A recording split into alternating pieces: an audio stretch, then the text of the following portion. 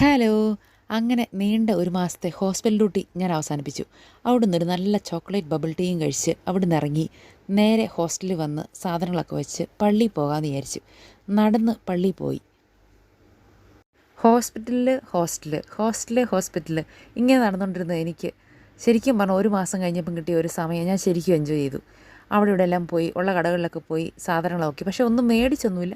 എന്നാലും കാണാൻ ഒരു രസം. ഒരു മാസം കഴിഞ്ഞ് കാണുന്നതല്ലേ, അതുകൊണ്ടുള്ള ഒരിത്. അസാധ്യ വെയിലാണ് ഇവിടെ ജെറുസലേമിൽ. എങ്കിലും കുറേ നാൾ കൂടി ഈ കാഴ്ചകളൊക്കെ വീണ്ടും കാണുമ്പം മനസ്സ് നിറയുന്നൊരു ഫീലിംഗാണ്. പള്ളിയിൽ പോയി പ്രാർത്ഥിച്ചതിന് ശേഷം ഞാൻ നേരെ വന്നത് വിലാപമതിലേക്കാണ്.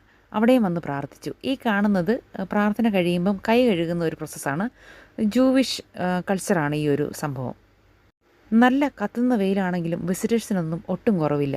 വിശപ്പിൻ്റെ വിളി വന്നപ്പം ഞാനൊരു റെസ്റ്റോറൻറ്റിൽ കയറി ഒരു പീറ്റ മേടിച്ചു. 15 ഷെക്കൽ.